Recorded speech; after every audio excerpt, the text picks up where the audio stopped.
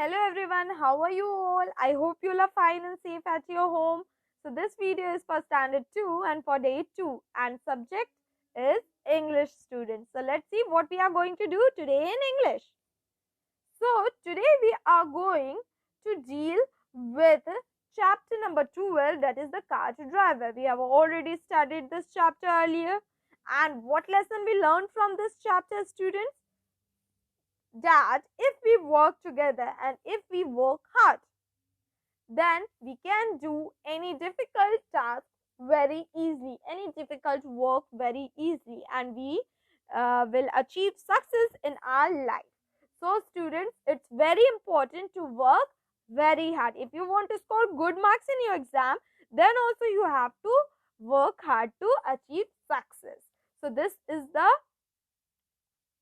moral, or you can say this is the lesson we learned from the story, the car driver, from the chapter. Okay, so here we are going to deal with grammar and usage.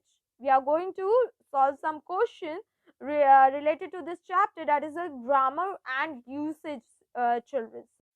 Let's see what is a sentence. Whatever exercises we are going to do today is related to sentence, subject and predicate. Okay, so what is a sentence, students? A group of words which makes complete sense and expresses our thoughts is a sentence. For example, Ram plays football. This is a group of words. 3 words are there, right, students? It is a group of words. Okay, and it is giving us a complete sense. Ram plays football. That means it is giving us a complete sense and expressing our thoughts and ideas, right, students?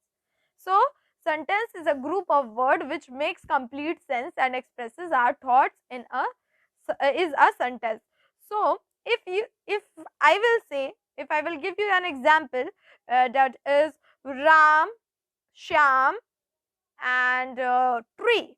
Okay, Ram, Shyam and tree. No sentence is there. This is not a complete sentence, or it is not giving us a complete idea or thought. Okay, so it is not a complete sentence. It is only a group of words. So a sentence is that a group of words which makes a complete sense, students. Is it clear to everyone? Okay, students.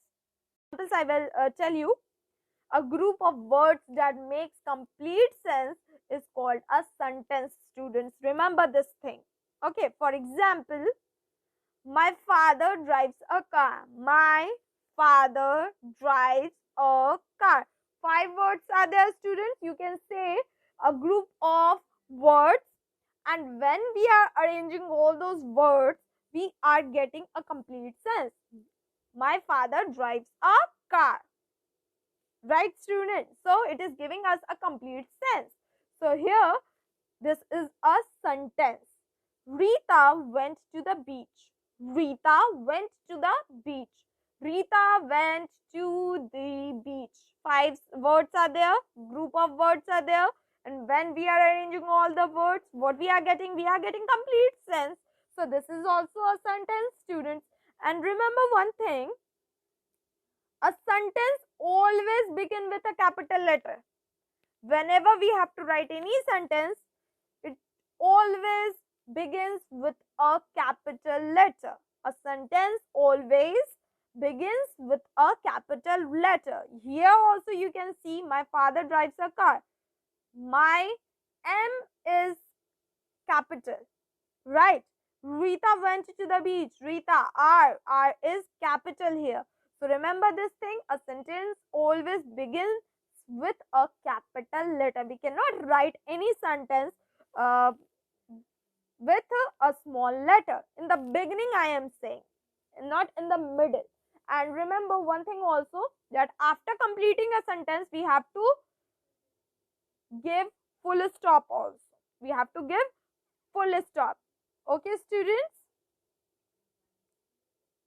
So let's move forward.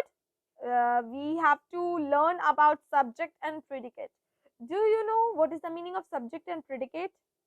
I think that you all know, but it's my work to revise it again. So let's see. A complete, or you can say simple sentence also, has a subject and a predicate. Okay, a complete simple sentence has a subject and a predicate as well. Remember this thing, subject and a predicate. Complete sentence will have all these things, subject and predicate, both the things. Okay, the subject in a sentence names whom or what the sentence is about. So subject means whenever we are talking about, whenever we are speaking any sentence, we are talking about something. Something is doing, someone is doing something. So here subject means about whom and what we are talking. Okay, for example, I will tell you here. Just now, Ram plays football. Okay, football. Ram plays football, students. Okay, so here we are talking about whom? Do you know? We are talking about Ram. We are talking about whom? We are talking about Ram. That Ram plays football. So Ram is a subject, students. Ram is a subject. Okay. We will see some more examples. Okay. A complete subject. A subject. It may be noun, it may be pronoun, or it may be noun phrase. Okay. So let's see. Here you can see this girl is playing, right? So Nikki plays football. Everyone, please concentrate here. Nikki plays football, right? So we are talking about whom? We are talking about Nikki. You know that all naming words are nouns. So here Nikki is also a noun, and noun is a subject. Noun, pronoun, or noun phrase. A complete subject will have either it is having noun, pronoun, or you can say a noun phrase also. So Nikki plays football. So Nikki is subject. We are talking about whom? Here we are talking about Nikki. So Nikki is a noun and it is a subject, student. She is a subject. Here we are talking about noun. Nikki plays football. So Nikki is a noun. Nikki is a subject as well. Okay, students. See some more examples. So we are going out for dinner. We are talking about whom? We are talking about, here we are talking about we, right? So we indicates four of these. So we are going out for dinner. They are saying that we are going out for dinner. Here we are talking about whom? They are talking about themselves. That means we. So we is a pronoun. You all know this. It is used in a place of a noun. So we is a subject here. A complete subject is either having a noun, pronoun, or you can say noun phrase. So here it is. Here the example is of pronoun, students. So we are going out for dinner. So we is a subject here. Is it clear to everyone? Okay. Here noun phrase. My mother's name is Anupama. My mother's name is Anupama. So my mother's name is a noun phrase, and we are talking about whom? We are talking about my mother's name. So my mother's name is Anupama. So my mother's name is a noun phrase and it is a subject also. Okay, students. So now moving towards predicate. I hope that subject is clear to everyone. Predicate. The predicate is that part of a sentence that tells what is said of the subject. That means whatever we are saying about a subject. It is possible, it is very much clear that whenever we are talking about a sentence, we are talking about a subject and a predicate. Okay, for example, I will repeat the same example. Ram plays football. Right, students? Ram plays football. So here you can see Ram is a subject, and what he is doing, what he does, he plays football. He plays football. So plays football is a predicate. Plays football is a predicate. Ram is a subject and plays football is a predicate, students. Okay. So complete predicate. Complete predicate is either having verb or verb phrase, and plus. Plus is also mentioned here. Plus all the words after the verb. Okay. So let's see some examples. Ram, the tailor.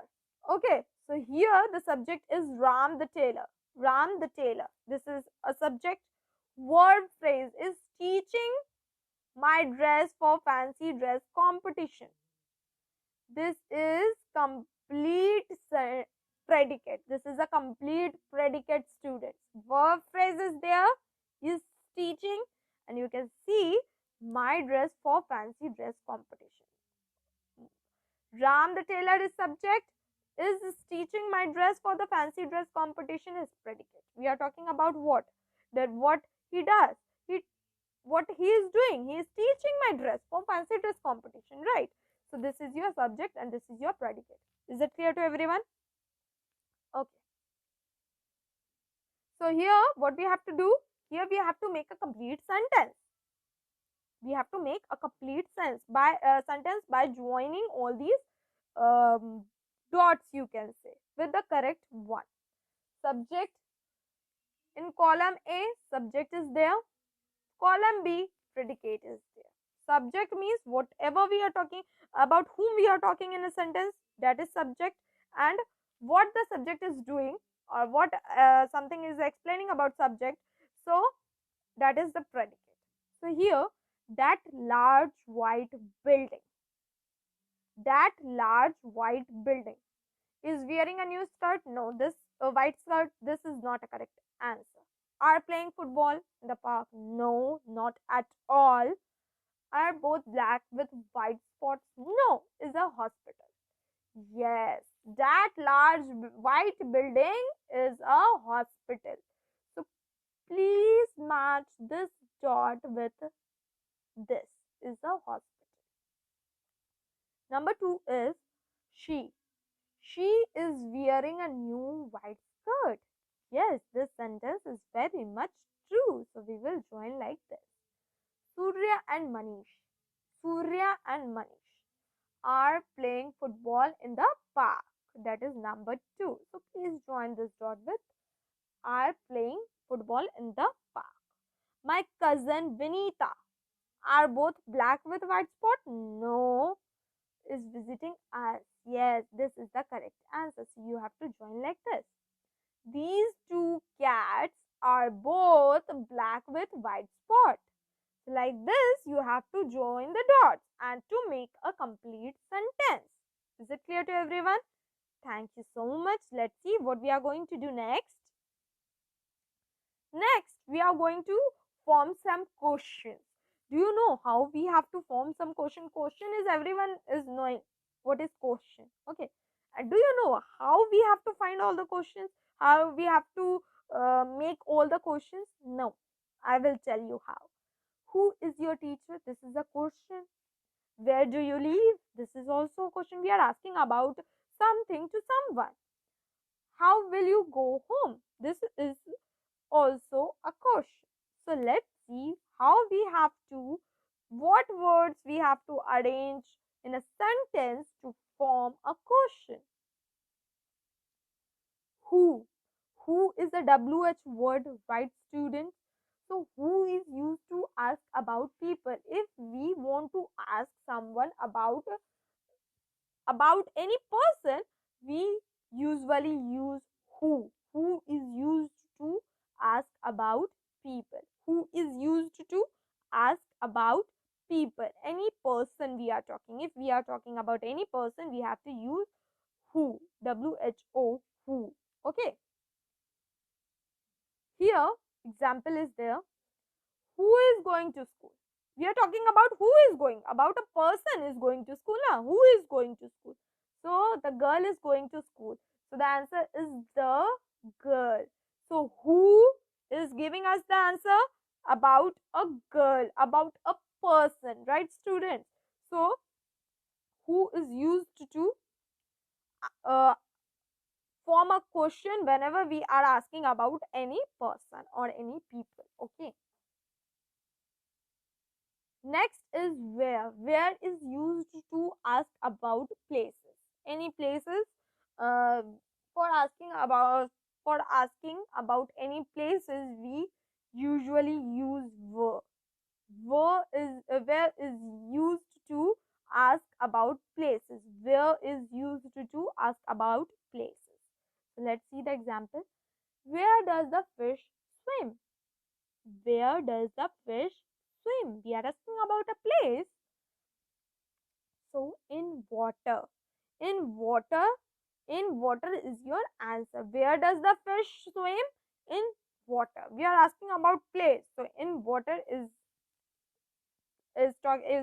explaining about the place, and where does the fish swim? In water, students. Okay. So how?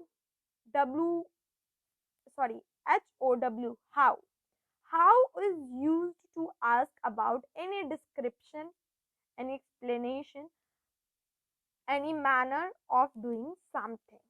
So how is used to ask about description, students, or manner of doing something. How will you go home? How? We are asking about description. Huh? Please describe us. How will you go home? So by car. By car. So how will you go home? By car. So here the answer is. So in this way we have to form questions, students. What is used to ask about object? Who is used to ask about people? How is used about any description or any manner of doing something. What is used to ask about objects? When is used to ask about any ask about time? We will study this. Where is used to ask about any place? So you have to remember this thing.